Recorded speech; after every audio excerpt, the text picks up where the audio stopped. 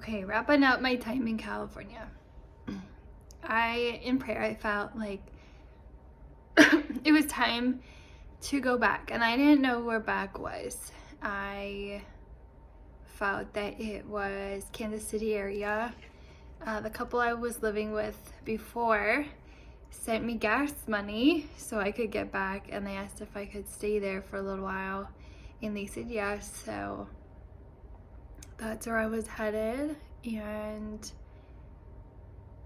anyways, this was a storm cloud, and I knew it. I was not looking forward to it. I was dreading it, but I was trying to be strong and courageous and face it and know that I could get through anything because I had confidence in the Lord.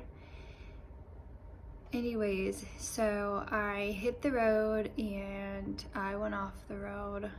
So during my travels back, I actually ended up driving in a storm.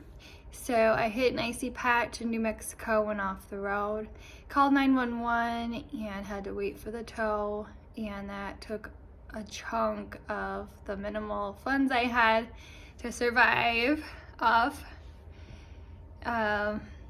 Kept driving, and then the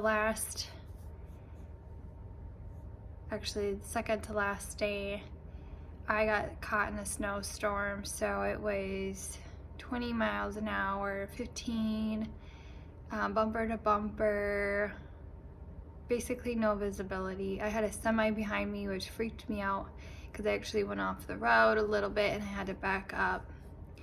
And the snow was getting so deep my car could barely drive, so I had to pull over to stop, and I somehow made it into an unplowed motel. So I checked in and the power went out, and I was freezing in my room, and I said, God, you have got to turn the power back on. I cannot do this.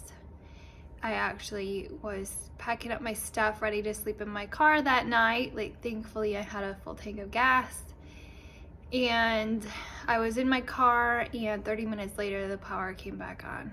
So I was so stressed because I was white knuckle driving for 2 days to get there, and that was just the beginning.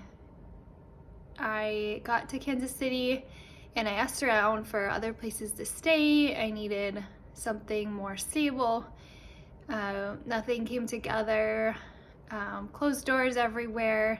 I actually had someone tell me I should check into the homeless shelter.